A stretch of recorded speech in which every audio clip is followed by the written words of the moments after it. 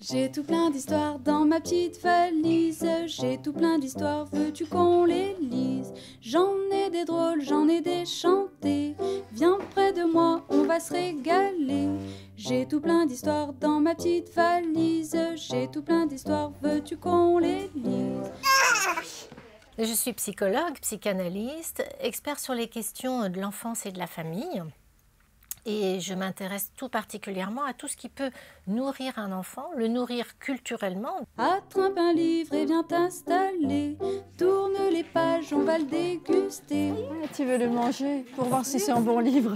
Ce bébé, il va avoir besoin d'être nourri, il va avoir besoin de lait et de mots. C'est tous les travaux de la carence affective qui nous ont appris comment un tout petit homme, une toute petite femme, dès les premières minutes de sa vie, va être dans une appétence, un désir inextinguible de communiquer avec un autre.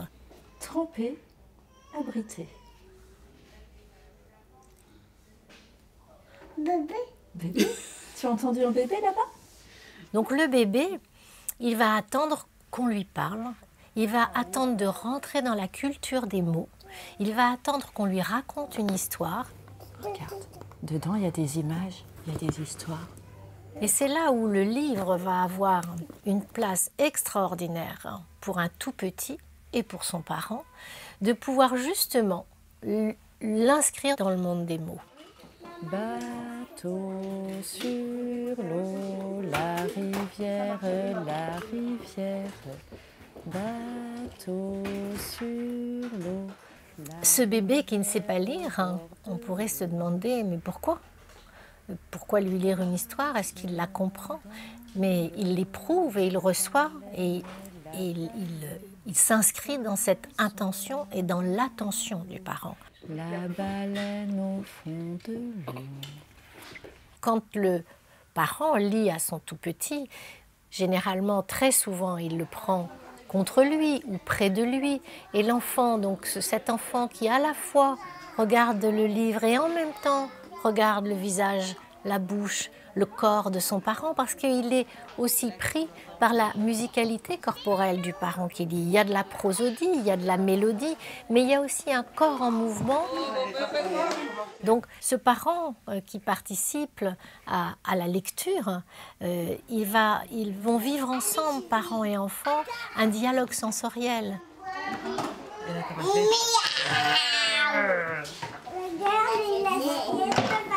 Quand on offre une lecture à un enfant, on voit bien que lui participe pleinement à cette lecture et qu'il en est nourri. D'ailleurs, à un moment, il en sera apaisé, mais nourri au sens même propre. Il n'est pas rare de voir les bébés, quand ils ont la capacité motrice d'attraper le livre, de le prendre et de le mettre à la bouche. Ah, tu veux le goûter? Comme dire, les mots, ils sont dans le livre, je vais les prendre en moi et je vais les transformer pour en faire mon histoire. Oh, Loulou.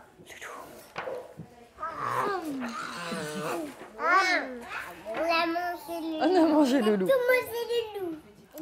Moi, j'en appelle à une santé culturelle, en disant nous devons nourrir, nous devons apporter des nourritures culturelles à nos enfants, qu'apporte toute la dimension artistique. Tous les arts nourrissent les tout-petits et leurs parents et nourrissent le lien parent-enfant. D'ailleurs, il me semblerait indispensable que partout où nous faisons une approche sanitaire, il y ait une approche culturelle et artistique. Par exemple, il y a des lieux très privilégiés qui sont la protection maternelle et infantile, qui sont des espaces où tous les parents sont invités à venir. C'est gratuit, ils viennent, ils sont soutenus par des professionnels de l'enfance qui connaissent parfaitement bien les enfants, les parents. Et bien dans ces lieux-là, nous devrions aussi y trouver des lecteurs, des lectrices professionnelles qui accueillent l'enfant dans le monde des mots.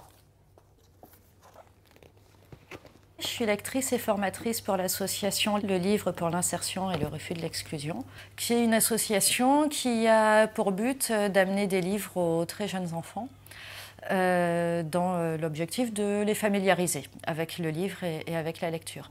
Tu veux regarder un livre avec une chanson?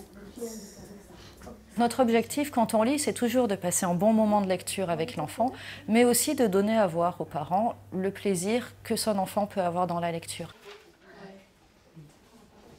Et puis, ça donne envie, en tout cas c'est un des objectifs, aux parents de s'approprier ce moment-là et de lire à leur tour, et de le reproduire chez eux.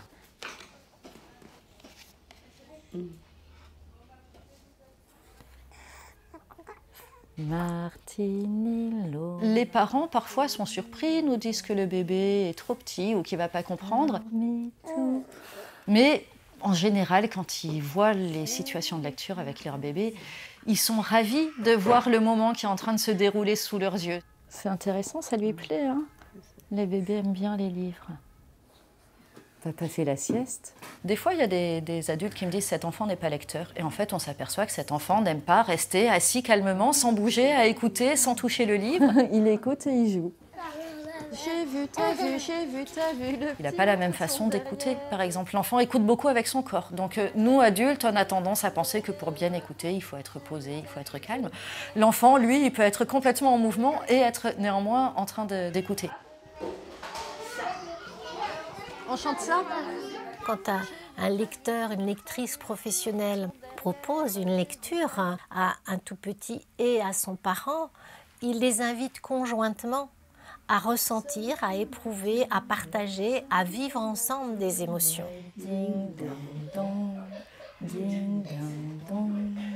Certaines comptines particulièrement vont avoir la capacité de réveiller l'enfance des parents, en quelque sorte, de les ramener à des souvenirs heureux. Et certaines comptines qui ont beaucoup voyagé existent dans différentes langues. Et quand on a la chance d'avoir des parents qui nous font ce cadeau, parce que c'est vraiment un cadeau, de nous chanter leur comptine à eux dans leur langue ou la comptine de leur enfance, c'est vraiment des moments très joyeux. Nous